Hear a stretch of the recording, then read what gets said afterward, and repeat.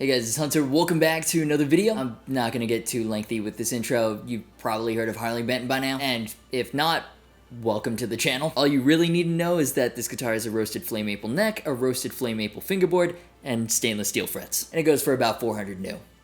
Let's take a closer look.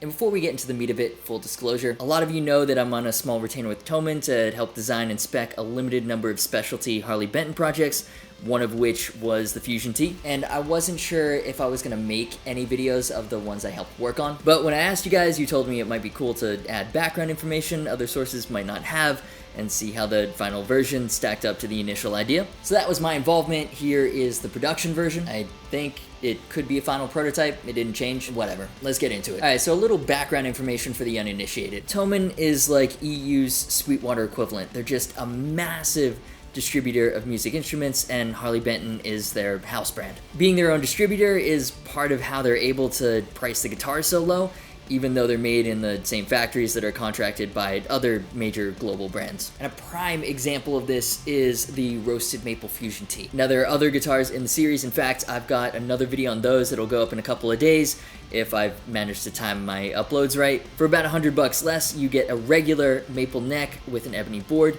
and then your choice of either green sparkle or ebony top finishes. We basically looked at some of the most popular finishes from the Fusion 2 series as inspiration for launching the Fusion Ts. And originally the plan was to make one video for the whole lineup and then give them away, but when I unboxed them, I was so blown away with the roasted maple variant, I thought they deserved their own video. And they also feel quite different to the even more affordable versions, but I'll save that for the other video, as well as details about the giveaway. Subscribe and turn on notifications so you don't miss it, or don't, you dick. Now I have to say, and I mean no disrespect to the photo studio team over at Thomann, but the website photos really fail to capture just how gorgeous these guitars are in person. On the website, the natural flame looks kind of orange, and then the roasted maple looks faded.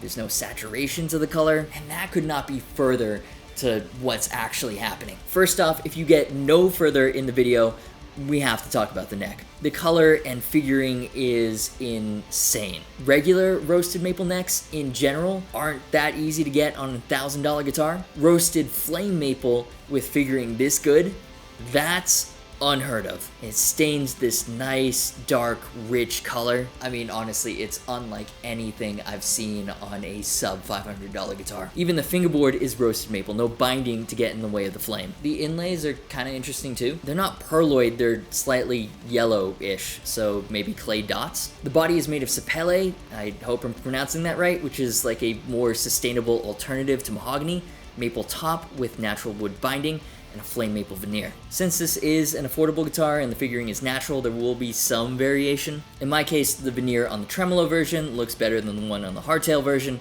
and the neck on the hardtail looks better than the one on the tremolo, but neither look bad for a $400 instrument. The routing isn't the cleanest around the direct mounted humbuckers on the hardtail, and there's also some funky stuff happening in the neck pocket. But again, given the price, it's not bad. I've seen worse on guitars twice as expensive, and both are much cleaner on the trem version. I'm not sure I really dig the gloss on the front of the headstock.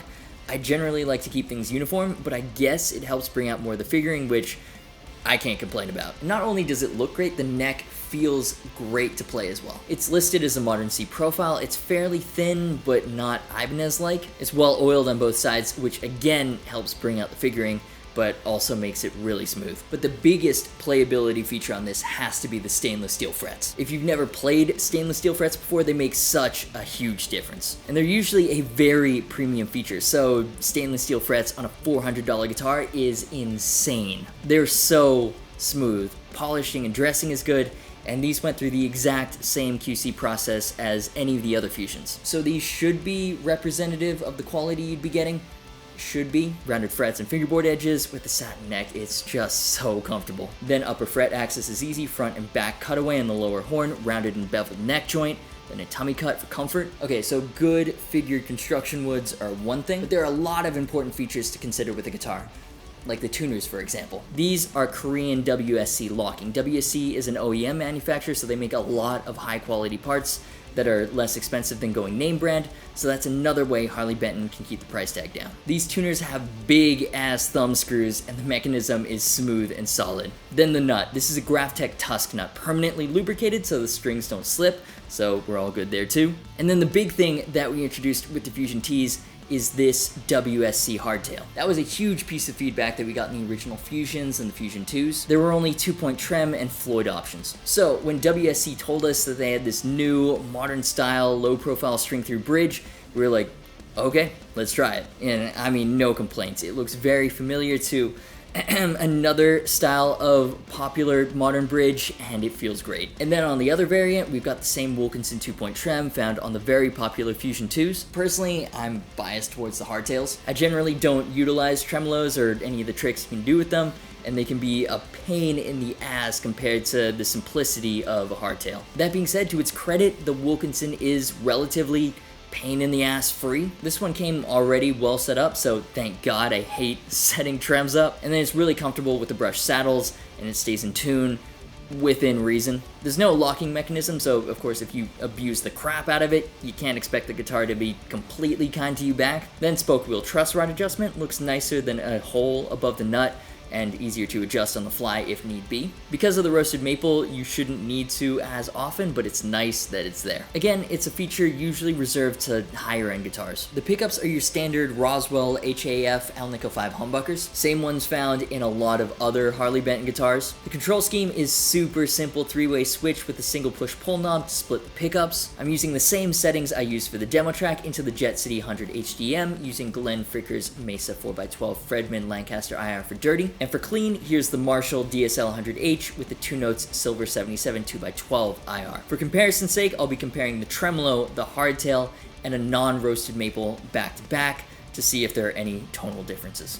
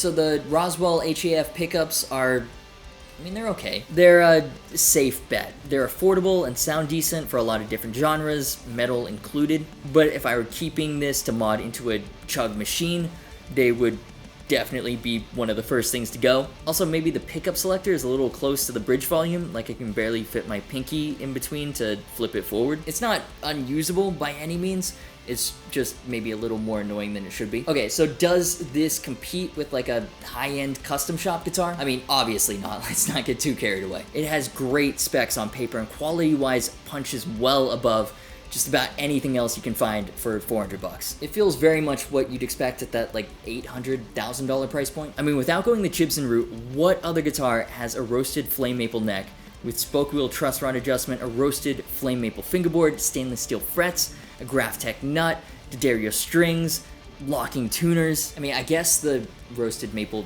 Fusion 2, but come on. The T-style body is so much cooler than a Super Strat, in my humble opinion. So yeah, super happy with how this came out. When I unboxed all these, I said I'd be giving them all away, so that way you guys can not just take my word for it, but actually try them. And truth be told, I'm kind of annoyed I did that. Lord knows I have more than enough guitars, but I can't help it. I kind of want to keep one of these. But I said we were going to do a giveaway, so that's what we're going to do. And it will be open worldwide.